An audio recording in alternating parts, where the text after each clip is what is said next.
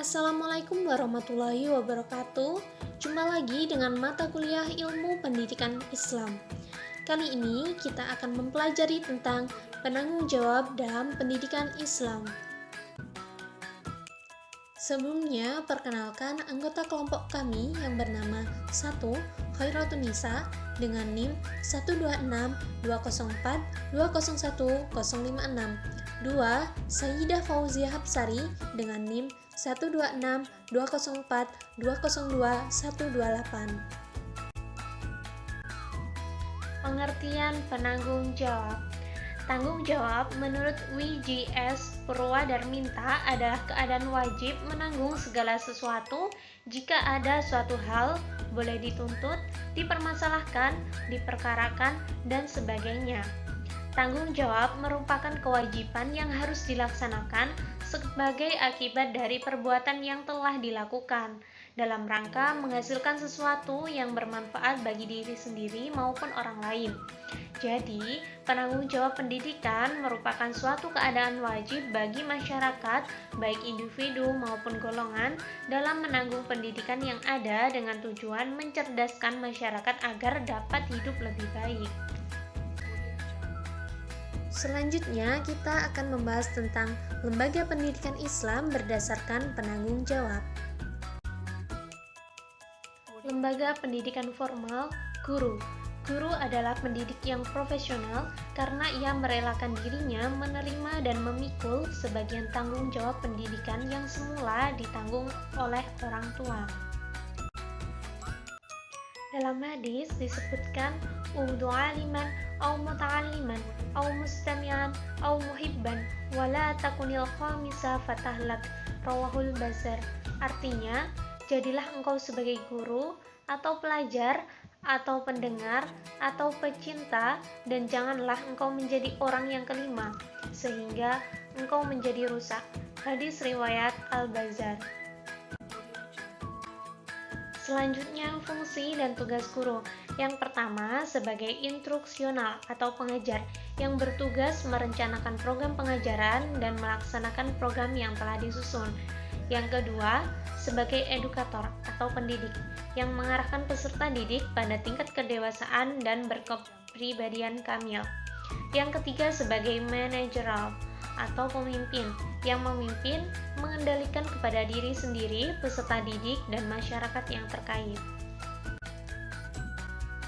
Berikut beberapa lembaga pendidikan Islam yang dapat dikategorikan kepada pendidikan formal, yaitu yang pertama, Raudatul Atfal atau RA adalah jenjang pendidikan anak usia dini, yakni usia 6 tahun atau di bawahnya.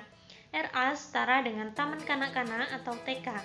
Yang kedua, Madrasah Ibtidaiyah atau MI adalah jenjang paling dasar pada pendidikan formal di Indonesia.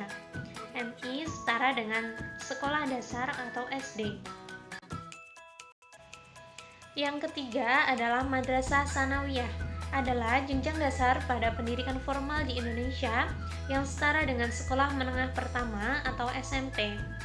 Yang keempat, Madrasah Aliyah atau MA adalah jenjang pendidikan menengah pada pendidikan formal di Indonesia yang setara dengan sekolah menengah atas atau SMA. Yang kelima yaitu perguruan tinggi.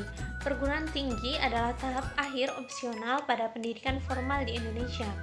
Peserta didik di perguruan tinggi disebut dengan mahasiswa, sedangkan tenaga pengajar atau tenaga pendidiknya disebut dengan dosen. Selanjutnya, lembaga pendidikan informal, keluarga atau orang tua.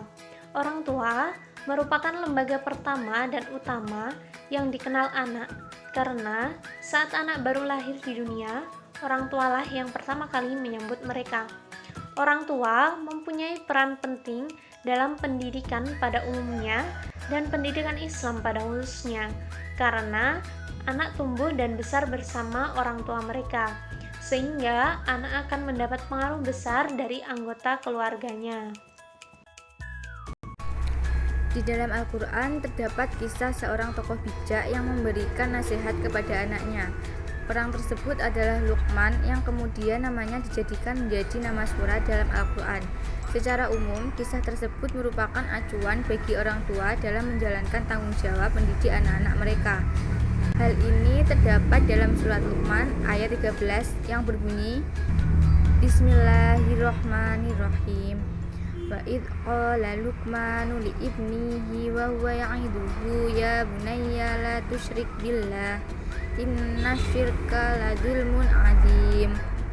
Yang artinya, ingatlah ketika Luqman berkata kepada anaknya di waktu ia memberi pelajaran kepadanya, hai anakku, janganlah kamu mempersekutukan Allah.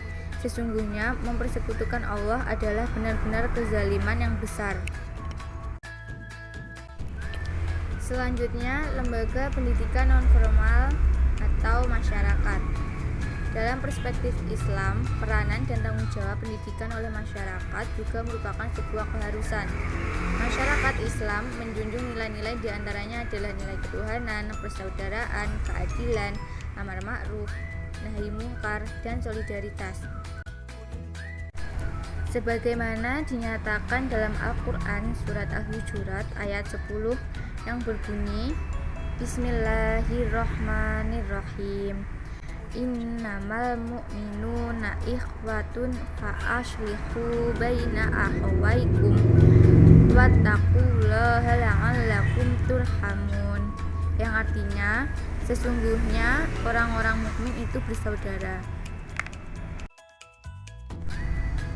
Adapun ciri khas pendidikan Islam nonformal di Indonesia diantaranya adalah: yang pertama, menekankan pentingnya ijazah.